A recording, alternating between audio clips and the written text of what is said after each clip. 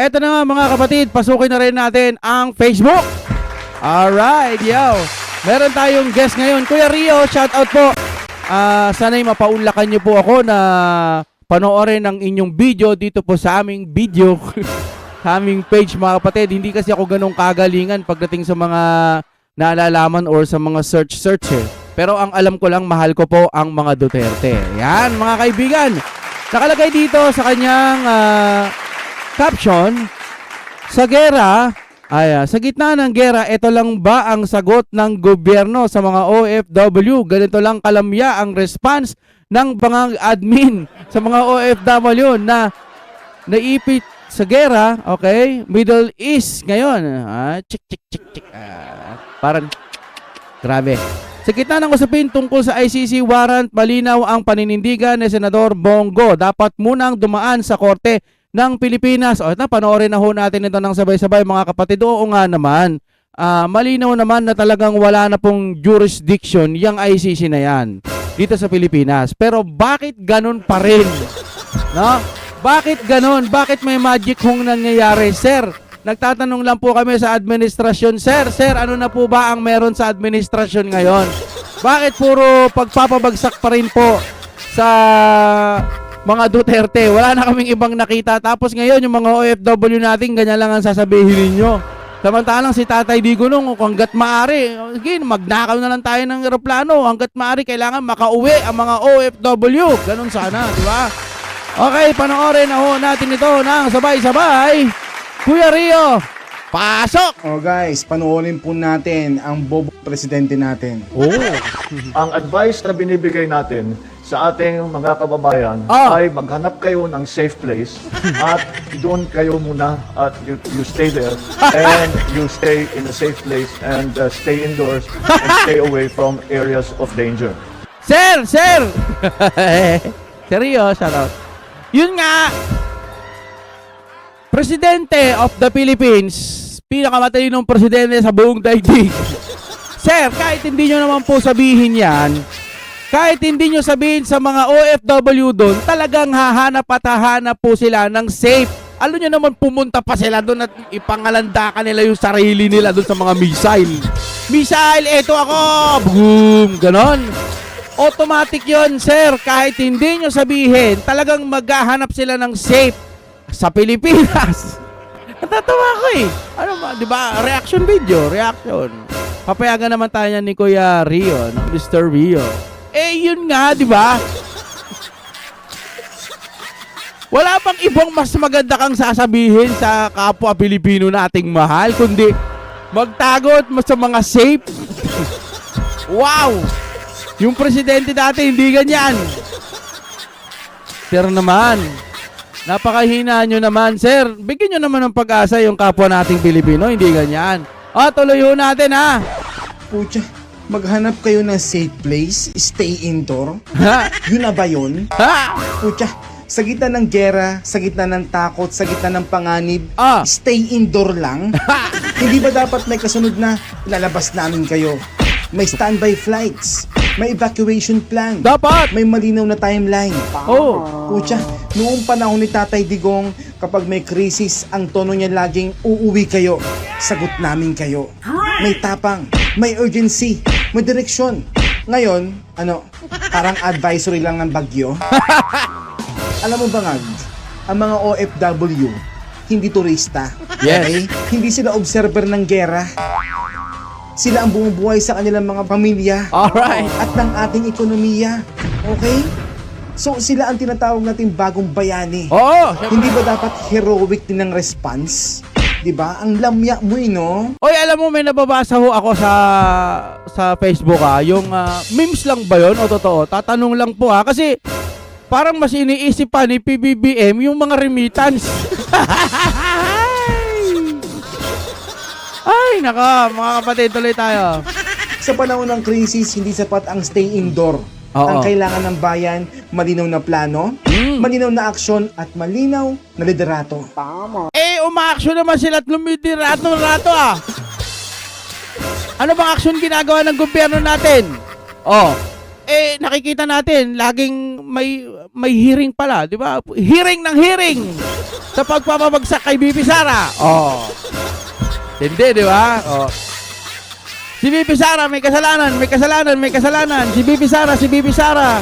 May gera na lahat-lahat. BP Sara pa rin ang kanilang... Nanteting naman. Lubayan nyo na si BP Sara. Gera na, ang taas na ng langis. Sabi pa naman ng presidente, kailangan daw, sumakay na lang daw muna. Mag-commute. Bakit yung mga jeep hindi ba tataas ang mga pamasahe niyan balang araw? Ay, hindi lang balang araw. Makalawa, pangatlo. Aray na nga tayo sa ngayon eh.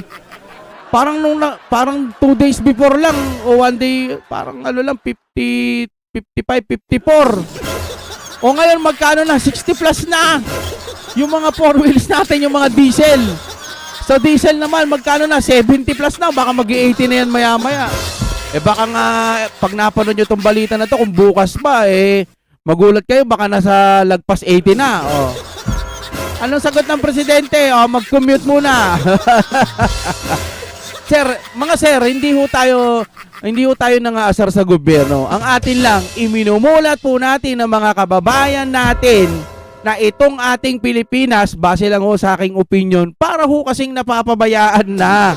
Wala kayong ibang ginawa, wala kaming ibang nakikita, kundi asikasuhin yung impeachment ni BP Sara. Hindi nyo pa pwedeng, oy, tigil mo na yan, tigil.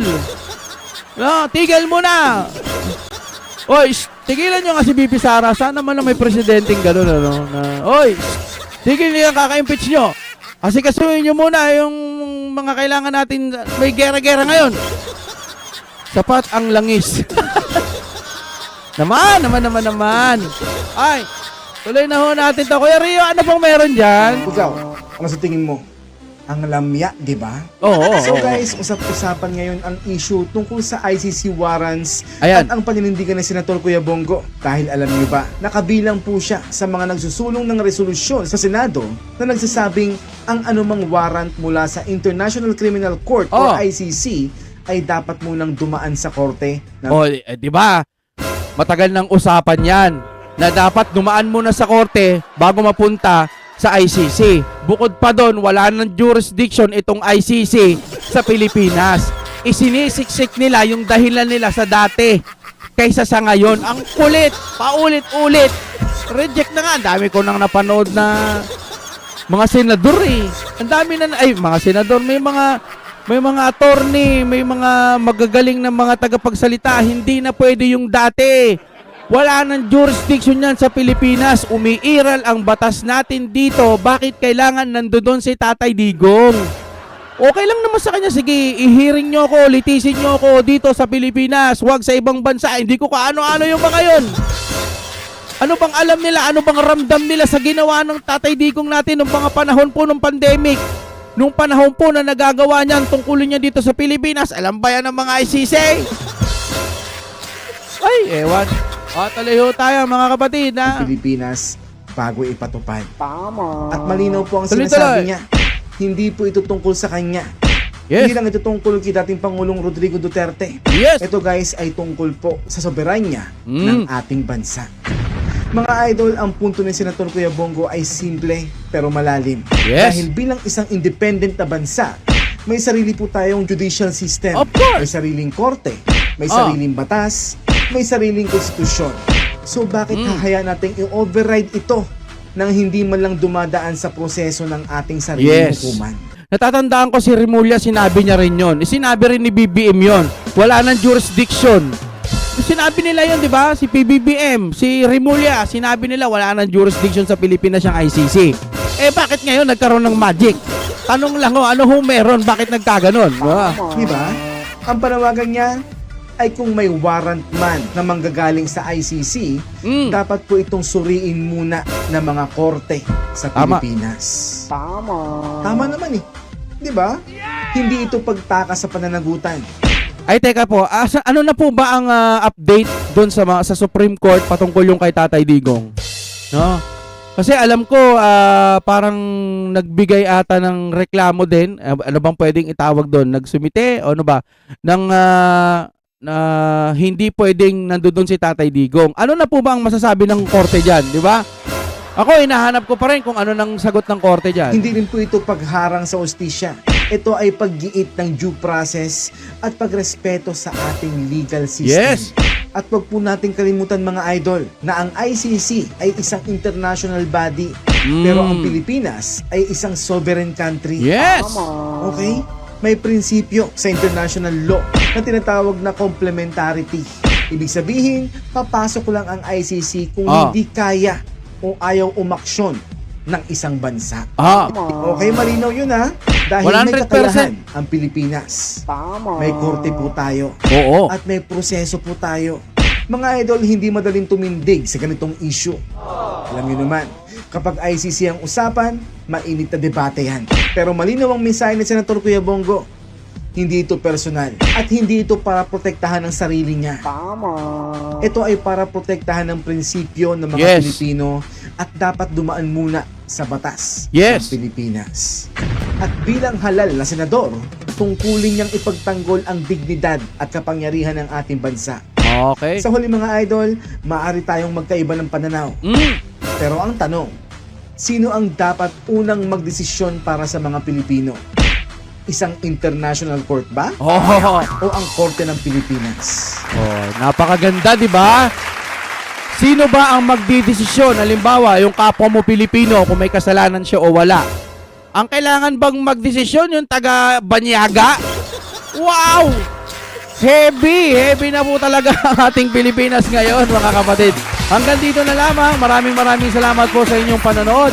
Kapag trip nyo ng katulad ng ganito ng mga reaction video, huwag nyo kakalimutan mag-subscribe, mag-follow at mag-like. Pindutin nyo ng maraming beses yan.